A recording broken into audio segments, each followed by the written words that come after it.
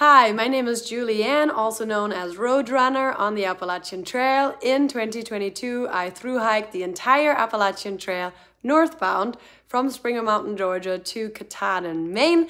And today I want to talk about things I learned on the Appalachian Trail thru hike that I hope you're not going to do the same mistakes as I did.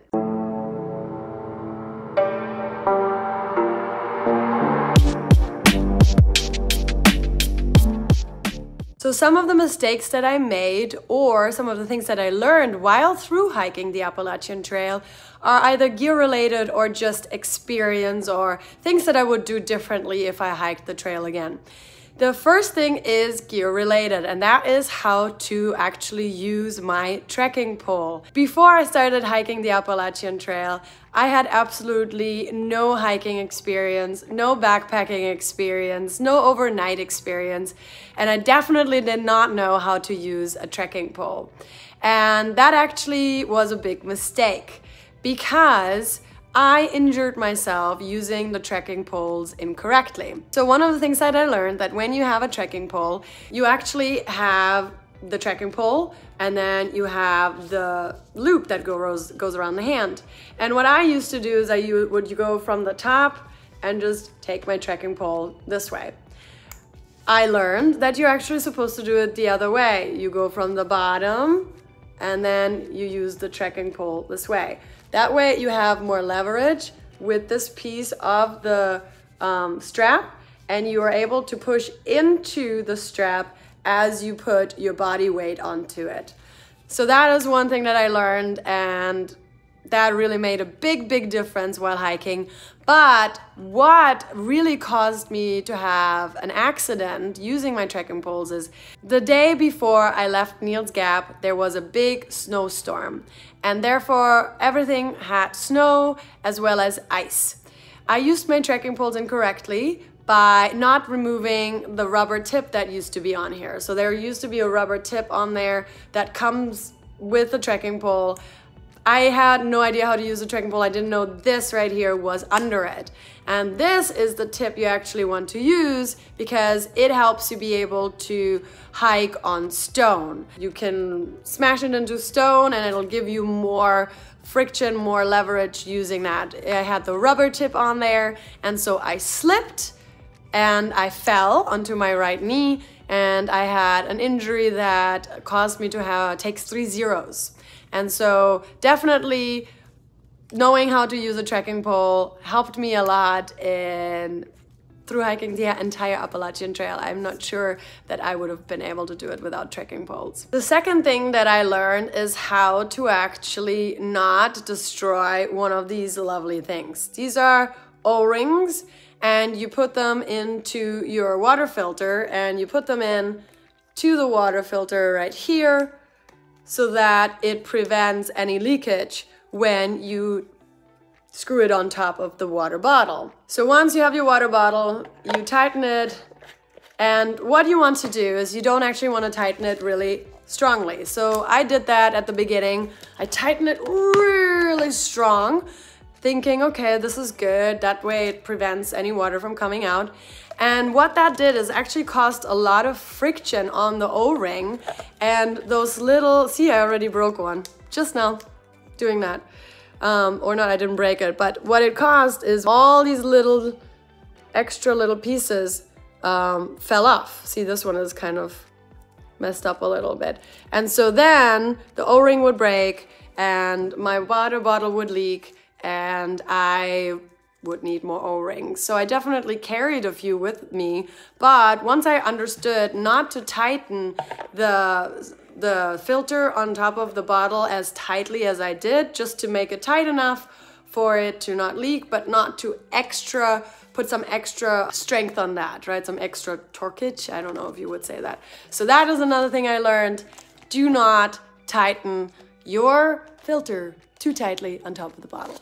The third thing that I learned has to do with town days. So when you hike the Appalachian Trail, we plan town days. Town days is where we do our laundry, we spend some time in a hotel where we get some nice rest on a normal bed, and then also we try to replenish our nutrition, meaning we just try to get a lot of calories in, and we try to eat a lot of food. However, the thing that I learned and the thing that I would do differently when hiking the Appalachian Trail, I would no longer plan my town days on Mondays and Tuesdays.